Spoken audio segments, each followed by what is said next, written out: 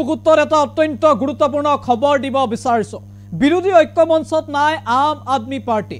আজিৰ দিনটোত ৰাজ্যিক সভাপতিৰ দায়িত্ব গ্ৰহণ কৰিয়ে ডাঙৰ ঘোষণা কৰিছে ৰাজ্যিক সভাপতি মনোজ ধানোৱাৰে। আম আদমি পাৰ্টিৰ ৰাজ্যিক সভাপতি হিচাপে আজিৰ দিনটোত দায়িত্ব গ্ৰহণ কৰিলে আম আদমি পাৰ্টিৰ নেতা মনোজ ধানোৱাৰে। আৰু ৰাজ্যিক সভাপতি দায়িত্ব গ্ৰহণ কৰিয়ে তেওঁ সংবাদমেলত ঘোষণা কৰিলে যে বিৰোধী ঐক্যমঞ্চত নাই আম আদমি পাৰ্টি। কেৱল সেয়াই নহয়, পঞ্চায়ত নিৰ্বাচন অকলে খেলিব আম আদমি পাৰ্টিয়ে।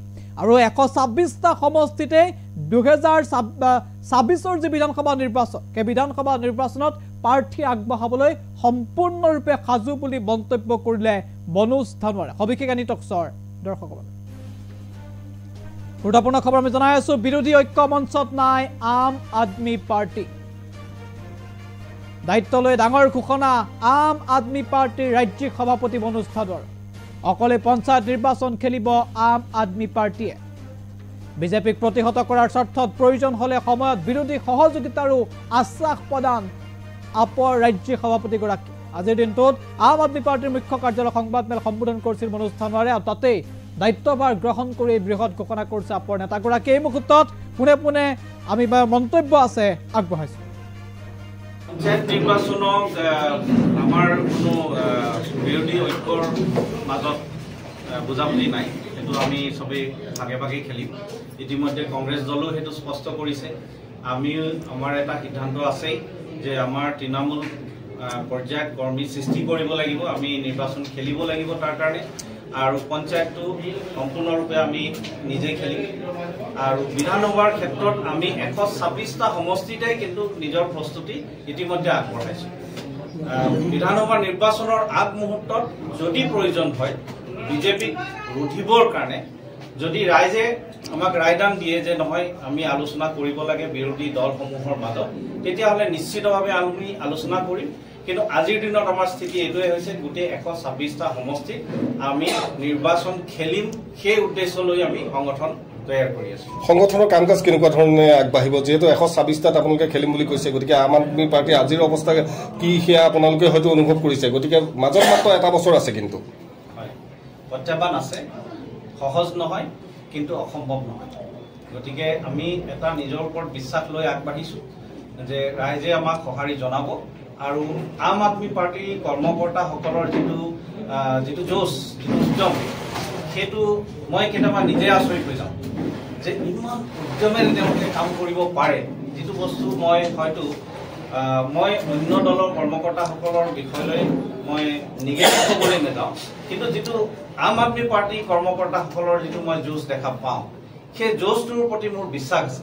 আৰু সেই উদ্যমেৰে তেওঁলোকে যদি সঁচাকৈ ৰাইজৰ মাজত গুচি যাব পাৰে, তো 1 বছৰ 1.5 বছৰ সময় মই ভাবিছোঁ বেছি ডাঙৰ সময় বা সৰু সময় কথা নহয়, যথেষ্ট সময় হয়। আমি নিৰ্বাচনৰ কাৰণে প্ৰস্তুত হ'ব পাৰিম। আপুনি ক'লে আপৰ আম আদমি পাৰ্টিৰ কাৰ্যকৰ্তাৰ জোচ আছে বুলি ক'লে, কিন্তু সমান্তৰালকৈ আজি কিছুমাহ পূৰ্বে আপৰ পৰা একাংশ কৰ্মী ওলাই গৈ অন্য এটা তেওঁলোকে প্ৰেচিডেণ্ট নিজে চিলেকশ্যন কৰি তেওঁলোকে দিল্লী হাইকমাণ্ডলৈ পঠিয়াইছিলে বুলি কথাটো ওলাইছিলে বা সংবাদ মাধ্যমতো তেওঁলোকে মন্তব্য দিছিলে। সেই সম্পৰ্কে কি ক'ব বিচাৰিব? আৰু তেওঁলোকক লৈ আপুনি নতুন পৰিকল্পনা কিবা কৰিছে নেকি? তেওঁলোকক কিবা বাৰ্তা দিব বিচাৰিব নেকি ইয়াৰ পৰা নতুন সভাপতি হিচাপে? আমি চবকে লৈ চলিম। দলীয় অনুশাসন এটা থাকিবই, সদায় চব দলত থাকিবও লাগিব।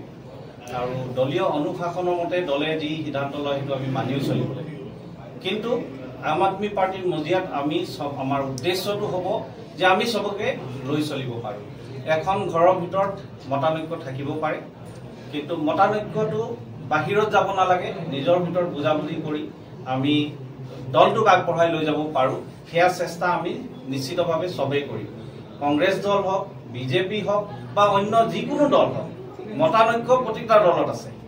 কিন্তু আমি সদায় চেষ্টা কৰিব লাগিব যে দলীয় অনুশাসন আগত ৰাখি মতানৈক্যটো আমি কেনেকৈ দূৰ কৰিব পাৰোঁ, সেয়া চেষ্টা কিন্তু আগন্তুক দিনত আমি কৰি আগবাঢ়ি যাম।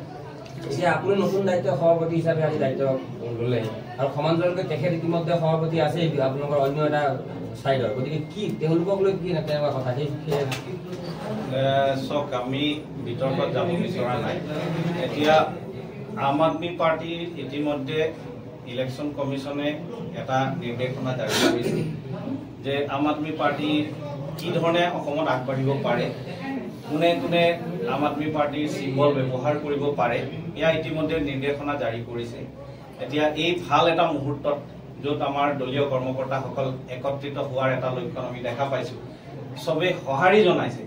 আপুনি হয়তো যিসকলৰ কথা কৈছে তেওঁলোকো সঁহাৰি জনাইছে আৰু মোৰ দৃঢ় বিশ্বাস আমি চবকে লৈ চলিব পাৰিম।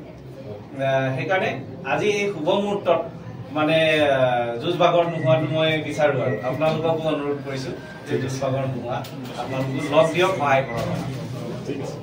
পঞ্চায়ত নিৰ্বাচনক আমাৰ কোনো বিৰোধী ঐক্যৰ মাজত বুজাবুজি নাই, সেইটো আমি চবেই ভাগে ভাগে খেলিম। ইতিমধ্যে কংগ্ৰেছ দলেও সেইটো স্পষ্ট কৰিছে। আমাৰ এটা সিদ্ধান্ত আছেই যে আমাৰ তৃণমূল পৰ্যায়ত কৰ্মী সৃষ্টি কৰিব লাগিব, আমি নিৰ্বাচন খেলিব লাগিব তাৰ কাৰণে, আৰু পঞ্চায়তটো সম্পূৰ্ণৰূপে আমি নিজে খেলিম। আৰু বিধানসভাৰ ক্ষেত্ৰত আমি 126টা সমষ্টিতে কিন্তু নিজৰ প্ৰস্তুতি ইতিমধ্যে আগবঢ়াইছোঁ।